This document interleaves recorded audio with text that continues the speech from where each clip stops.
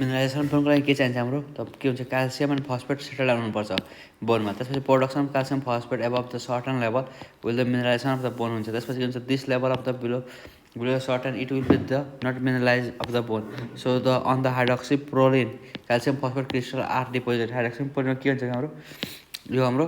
Calcium phosphate crystal are deposit हुन्छ त्यसपछि how the osteoclast mobilised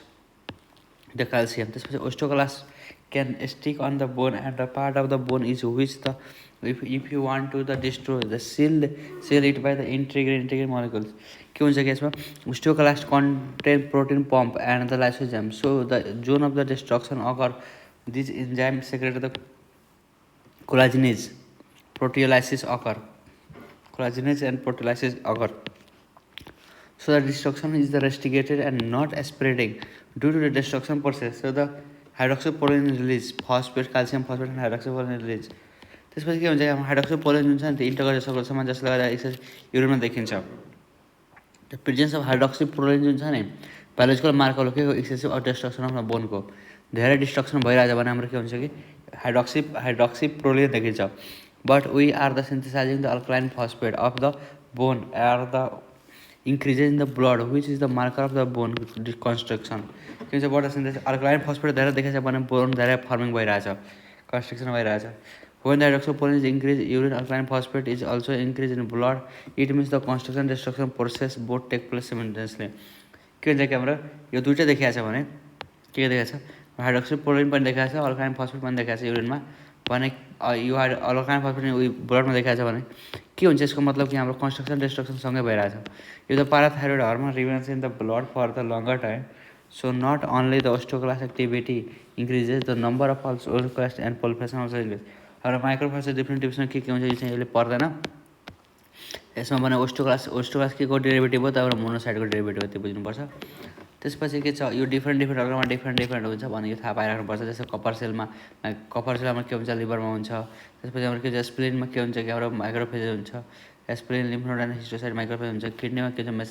मेसेन्जियल sale हुन्छ अब के हुन्छ कि हाम्रो यो once the phosphate inter into the glomerulus it be combination circulation हाम्रो के भन्छ सोडियम पोटासियम को ट्रान्सपोर्टर हुन्छ त्यसपछि on the luminal side of the डिसिटीमा हाम्रो हुन्छ तर क्याल्सियम कहाँबाट आउँछ डिसिटीबाट हुन्छ अघि डिस्कस गरेको छ यो चाहिँ क्याल्सियम यहाँबाट हुन्छ कसरी हुन्छ त्यसपछि हाम्रो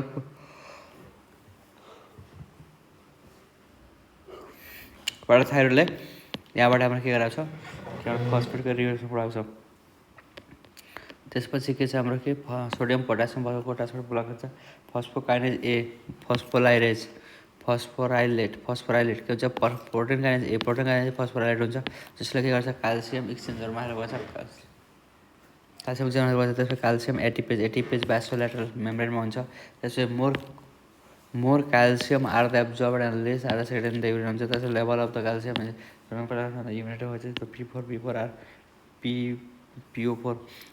phosphate are excreted in the urine calcium absorbed back into calcium in the blood because PTH also regulate calcium and vitamin D so के हुन्छ कि हाम्रो यो हाम्रो एक्टिभ भिटामिन डी भन्यो एक्टिभ भिटामिन डी कहाँ हुन्छ आपमा जेटी को चाहिँ आफ्नो रिसेप्टरमा आएर बाइन्ड गर्छ त्यहाँबाट प्रोटिन सिन्थेसिस गर्छ कुन प्रोटिन त क्याल्सियम बाइन्डिङ प्रोटिन काल्बाइन्डिन भन्छ त्यसलाई काल्बाइन्डिन हाम्रो रिलिज हुन्छ त्यो जसले के गर्छ कि हाम्रो जीआईटी जुन छ नि जीआईटीबाट हाम्रो स्मल इन्टेस्टाइनबाट जति हाम्रो क्याल्सियम आइरहेको छ त्यसलाई बाइन्ड गरेर एक्सेप्ट गर्ने काम गर्छ काल्बाइन्डिनले अनि एक्सेप्ट गरेपछि के हुन्छ यहाँबाट रिएब्जर्ब हुन्छ रिएब्जर्ब काल्बाइन्डिनले बाँधेर राखेको हुन्छ अनि त्यसलाई बिस्तारै प्लाज्मामा छोड्छ यो भनेको भिटामिन डीको फङ्सन भयो यो क्याल्सियम एन्ड फस्फेट डिग्री भएको अवस्थामा पिटिएस हुन्छ पिटिएस हाम्रो पिटिएस एस्टिमुलेट गर्छ त्यसलाई भिटामिन डीलाई एक्टिभेट गर्न त्यसपछि भिटामिन डी एब्जर्ब भएको into the calcium and phosphate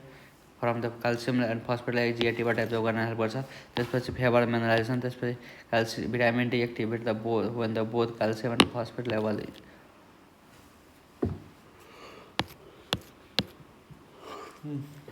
त्यसपछि क्याल्सियम घटेको बेला क्याल्सियम फस्फेट घटेको बेला पिटिएस बढ्छ भिटामिन डी एक्टिभेट हुन्छ भिटामिन डी पिटिएस बढेको बेला भिटामिन डी एक्टिभेट हुन्छ इफेक्ट राम्रो भयो भिटामिन डी कसरी एक्टिभेट हुन्छ इफेक्ट त्यसपछि यो भयो हाम्रो त्यसपछि भिटामिन डी चेन्ज गर्छ ट्रान्सक्रिप्सन फ्याक्टरलाई। त्यसपछि vitamin D calcium cal binding हुन्छ। काल बाइन्डिङ भनेको प्रोटिन हुन्छ, स्मलेस्ट पार्टनर हुन्छ भिटामिन डी। क्याल्सियम ट्रान्सप्लान्टेसनबाट गर्दा हेल्प हाइड्रोक्सिलाइज भिटामिन डी। त्यसपछि the calcium serum level increase it will decrease PTS which will decrease the calcium reduction and calcium appear in the urine. Phosphorus evaporating this. That's why vitamin D is not activated in the digestion of the calcium, and phosphate from the GIT also decreases.